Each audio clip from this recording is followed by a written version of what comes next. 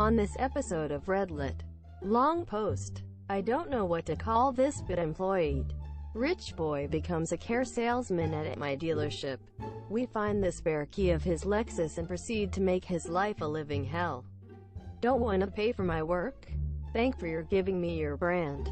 My contractor was cheap, so I made sure to get my money's worth. CEO avoids a verbal agreement. Enjoy the new union. Become the worst neighbor and board member ever. Lose your job and CEO avoids a verbal agreement. Enjoy the new union. Hey all. This is a long story which spans several years, but I look back at the outcome with fondness. 25 years ago I worked 7 nights a week as a driver, subcontracted to the local newspaper to deliver bundles to stores and carriers. At 18, I was the youngest driver with his own route, having first been brought in by a family friend when I was 16 as a spare driver, then moving up. My days were at college studying comp-sci or working computer repair jobs. Asterisk verbal agreement gets voided asterisk. The rural route I was offered had the greatest number of CAMs with a relatively lower number of newspapers compared to other routes.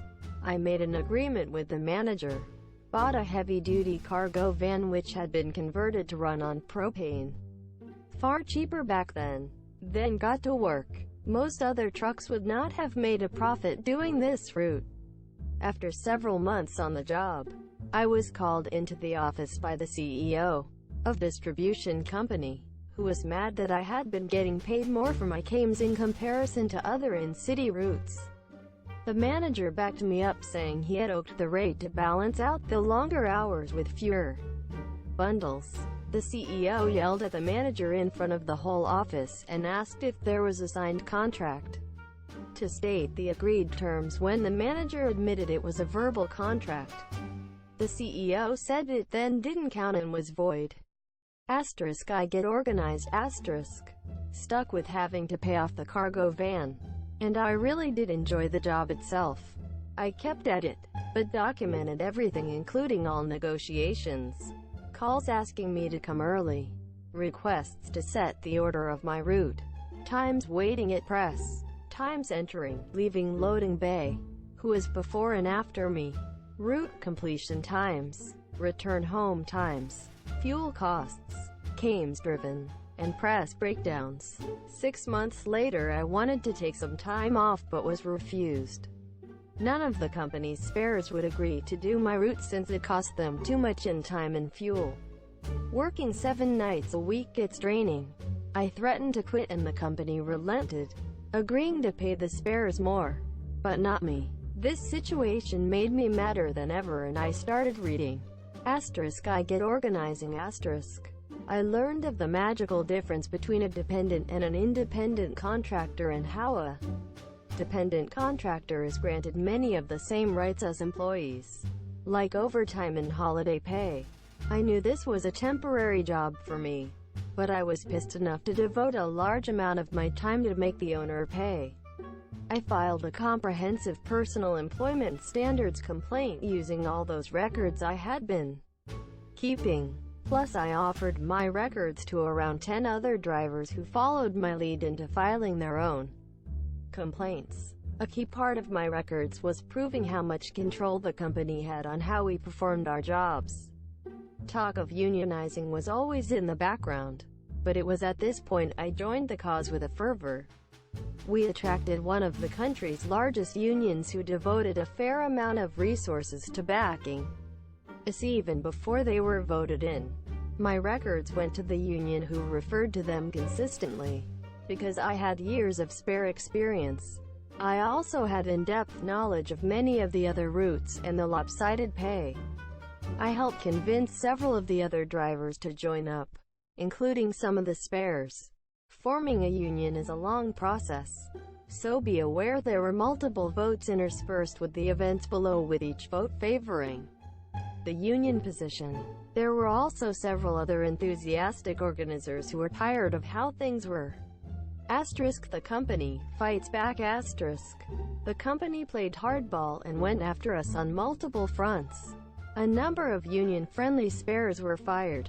Drivers lost their routes due to strategic amalgamations, and I was let go under the excuse that I had less seniority than the CEO's son-in-law, who had worked as a spare a couple of times over the last few years. My own departure didn't last long. The newspaper itself demanded I be put back on my route following major problems and delays from the son-in-law doing it. Bad drops. Loads of complaints by carriers and customers. The union filed complaints to the labor board, calling it obvious union busting. I filed a complaint to the Employment Standards Tribunal, which had been set up for my personal case. Since the company had played the seniority card, it was determined I had greater seniority than a number of company men, given I had worked as a spare since I was 16. The labor board said I should be given the opportunity to bump any of those with less seniority and take their route. Both the company and union asked me not to pursue this if I agreed to an immediate increase to my current route and to be paid for all days missed.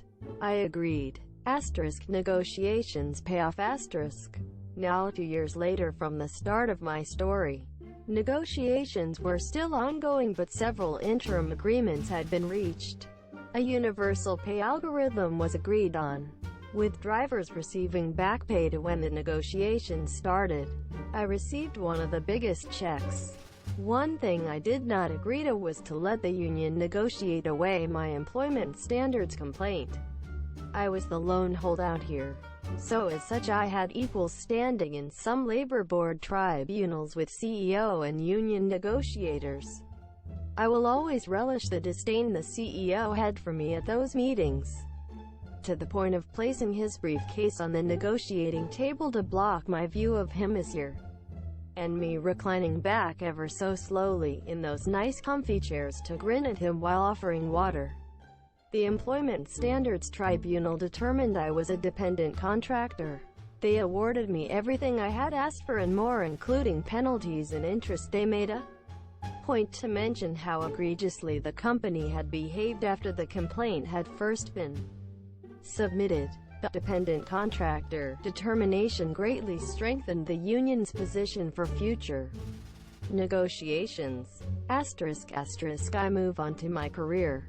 And I quit shortly afterwards, since I had finished with college and was full into the tech world. It did take a couple more years for the company to finally agree to pay the full amount awarded. The CEO delayed it as long as he could. Every few months I refused lowball settlement offers. That final check with his personal signature paid off my student loans and a steak dinner. Smiley face. TLDR CEO voids a verbal agreement. I get documenting, get fired, get rehired, win employment standards case, and help bring in the union. I also eat steak, become the worst neighbor and WA board member ever, lose your job, and WA. Let me start by saying never purchase a house in a WA. It is a complete mess that should be regulated and illegal. If I knew about HOAs when I bought my first home, I would have never purchased my first home in one. Me and my wife purchased our first home when we were 24 and 25. We spent months looking at houses and areas and tried to find a forever home in a good district for potential future kids, etc. We finally found a perfect one at a decent price. At first everything was great. Super nice neighborhood and decent neighbors. Well, a few months after buying the house, we rented an RV to go on a trip and parked it in the driveway for the 3 days leading up to the trip to pack it in for me to learn how half the things. And it worked. Well, this is when we learned that HOAs are absolutely crazy, and our neighbor was on the board of our local WA. Within an hour of it being parked, he got home and stormed over demanding we remove it from his neighborhood or he would have it towed and fine us for every hour it was there. Myself, being the average and normal person, told him kindly to fuck off and get out of my driveway, and told him if he returns I'll call the cops, because he was screaming like a madman inches from my face. About 3 hours later, a big rig tow truck shows up and he walked up like he was a god and handed me a plain envelope with a letter inside that pretty much said, "By order of the WA, this RV is to be towed," and a fine of $1,500 for violating their rules.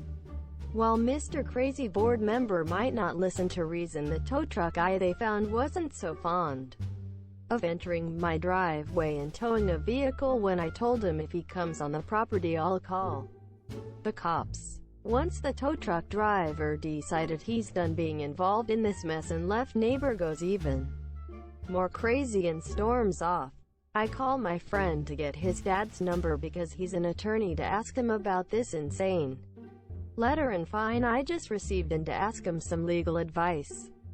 After speaking to his father, he told me to come down, write him a $500 check and bring along all the papers I received when purchasing the home and the current letter I just received. The next day he had a very friendly letter sent to my neighbor in the wallboard, basically telling my neighbor to fuck himself in legal terms and to leave us and our property alone. I then continued to receive fines of $1,500 a day in plain envelopes, not postmarks, stuffed into my mailbox that I then turned over to my friend's father, and each time he sent another set of letters and contacted USPS to report the incidents. Turns out putting mail into people's mailbox is a crime. Who knew? Well, we decided to go on our week-long trip across the state and mildly forget about it all. Kind of upset I had to spend $500 to have an attorney send letters, but that's what they do. Fast forward to us returning from the trip and the RV back in our driveway for 2 days so we can unload, clean, then return it. Again each day more envelopes stuffed into our mailbox and more visits to our attorney and more letters sent and more incidents reported to USPS. Well, here's where the fun really begins. Turns out Mr. Crazy finally gives me a summons to appear before the board. My attorney said this is crazy illegal because what they've done is use what looks like an actual legal document improperly to summon me to the board. Another $500 to the attorney, and we wait for the date they made, a Tuesday at 10 a.m. They attempt to keep my attorney out of the room on some board privacy rule, but quickly shut the hell up when he begins going over their own rules that they are violating to theme this year. Deep in this WA book are some very nicely worded rules and stuff outlining about what makes board members ineligible, and how they cannot serve if they commit certain infractions. Well, guess what Mr. Crazy Neighbor has done? Committed several of them, all documented. Also, the cherry on top is that if 51% of the WA members vote to dissolve the WA, it all goes away. Well, it happens my wife worked part-time from home during this mess and had all the free time in the world to begin a disband the WA campaign. Over the course of the next 2 months she went around and really began to get to know our neighborhood really well. Turns out a lot of people dislike the WA and the power-hungry seniors who act like dictators that run it. The WA attempted to stall everything by holding no meetings, another WA violation, and began their own campaign trying to change WA rules to keep from being ousted, and a fairly racist flyer and letter to everyone explaining the dangers of not having an WA and all the bad people, blacks and Mexicans, that will move in and take over, sell drugs, etc. That our houses would become much less valuable and everything else they could try. Turns out it's extremely fun to use someone's own rules against them. This year the neighborhood even started a fund that paid us back what it cost us to get the attorney started and the continued costs he had. A few weeks after their failed fear campaign and being forced to hold a meeting, a vote was called by using their own rules. The WA was no more and all remaining funds were to be dispersed back to the homeowners and members equally. This never happened. Turns out somehow the WA used all their funds in the course of the last 2 months. About half the former board members sold their homes and moved, including Mr. Crazy Neighbor. I've spent 3 hours trying to find old news articles because it was reported on mostly due to the racist letters by the WA, but it was too long ago to find anything. Moral of the whole mess: don't buy a home in Anwa, and if you do, plan to hire an attorney.